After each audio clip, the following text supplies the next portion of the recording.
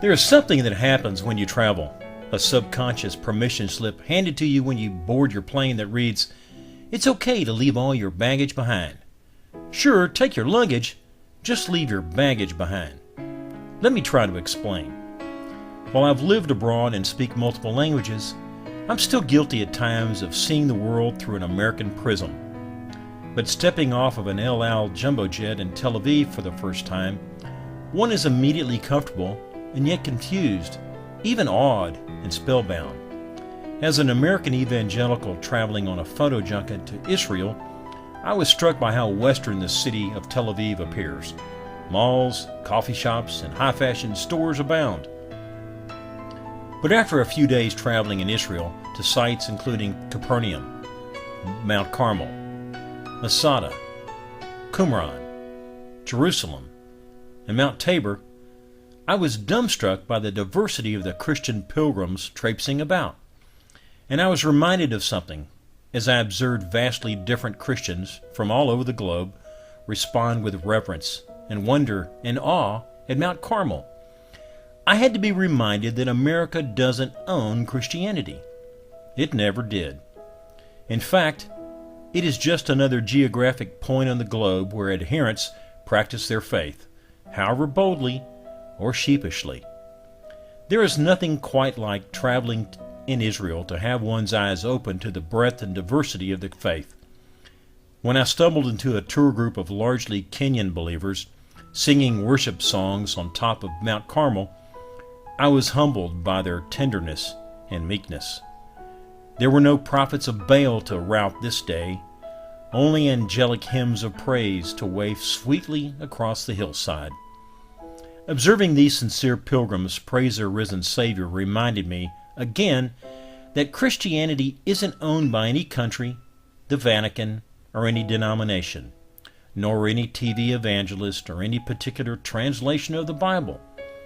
This magnificent gathering of pilgrims smashed any preconceived ideas that might have slithered into my belief structure over the decades. Oh, I'm not saying I've been believing any heresy or apostasy. No, it's been something more subtle, but equally distracting. My paradigm has been failing to recognize different expressions of the faith, way outside my scope of view.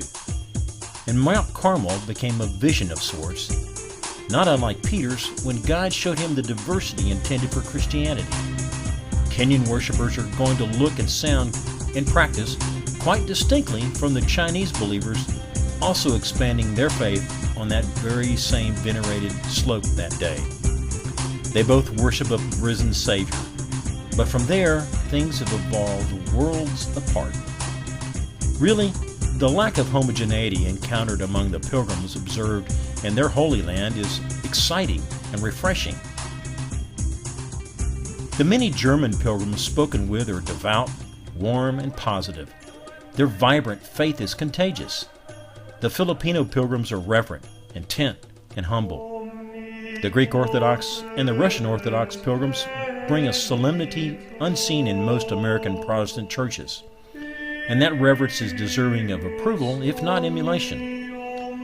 For those never exposed to the pageantry of liturgical worship, it can be very reverent and stirring, even if not your cup of tea. Whether from Romania, Pueblo, Colorado, Madrid, or Seoul, Korea, diverse peoples worship and offer God their best within their own cultural tapestry. Each is uniquely devout, uniquely worshipful, uniquely Christian. They are the living fruit of the Great Commission. Christ didn't tell his disciples to go and find people just like them and make disciples. He told them instead to go and make disciples of all men. And they did. And today, the vast and varied appearances of believers is awe-inspiring. They don't look like me or speak any language I speak, and they dress differently. And they are absolutely and utterly splendid to behold. They are the hope of this planet.